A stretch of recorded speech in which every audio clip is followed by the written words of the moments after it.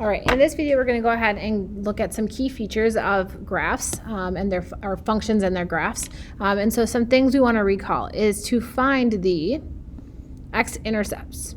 Set the numerator equal to 0. Okay, so to find x-intercepts, you take your numerator and set it equal to 0. Then to find the vertical asymptotes or removable discontinuities, you always set the denominator equal to 0. Okay, so we're going to do that. So one thing I would say is just remember your vertical asymptotes and your removable come from the denominator, and then your removable are really just holes.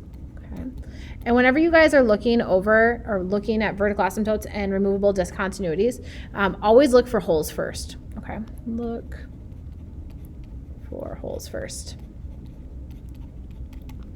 Because if something cancels, then it's a hole. So I would hate for you to assume that it's a vertical asymptote when it's really a hole. Okay.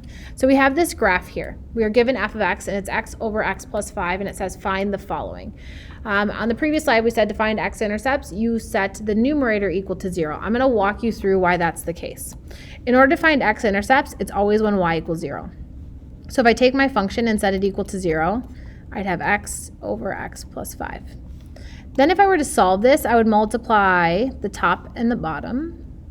Sorry, not the top, but I would multiply both sides by x plus 5. So those would cancel. 0 times whatever the denominator is, every time will leave me with 0.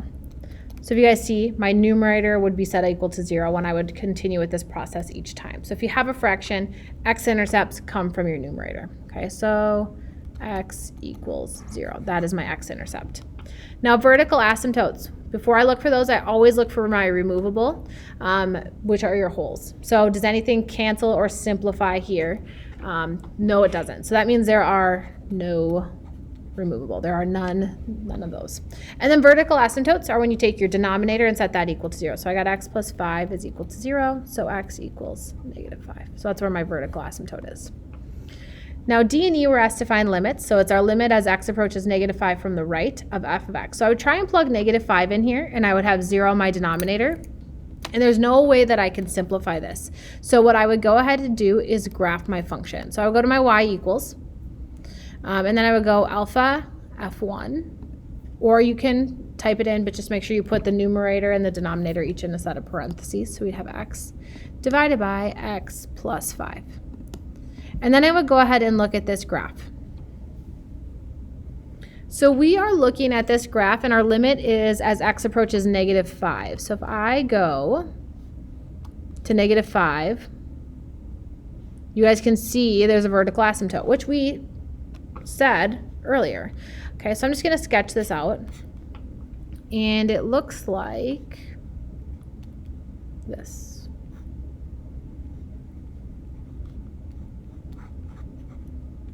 I do believe.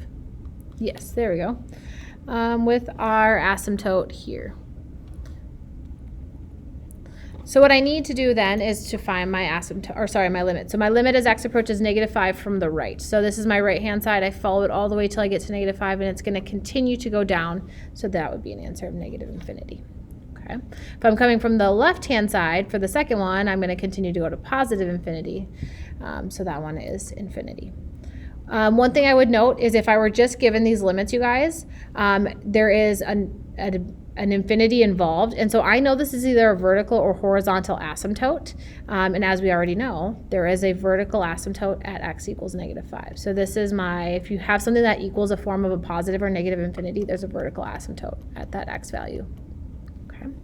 So there is example 4. Let's go ahead and look at that's more of example 4. Now we're going to go ahead and find the limit as x approaches infinity of this function. So let's go ahead and use the algebra we just learned earlier to solve this, and then we'll confirm that it's correct based off of our graph that we were given.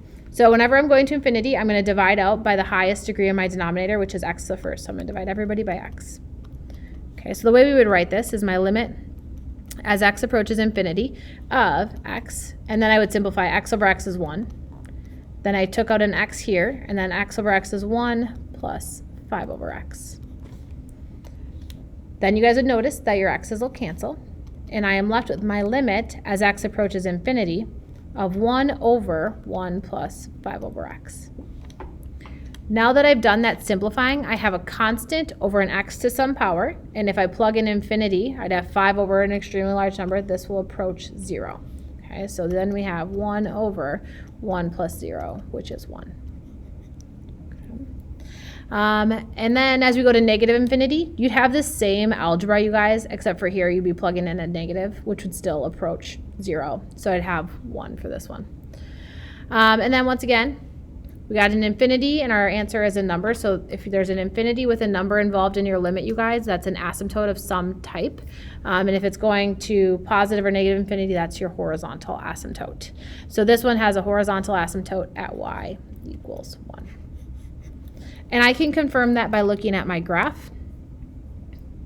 Pretty close to looking to 1. If you wanted to, you could zoom your window out, or you guys could trace along and see what happens as you go all the way to the right. Mine takes a while. But if it were to continue on, you guys would see that this y value here would get really, really close to 1. And once you get to your end of your screen, you'll see that it keeps going out.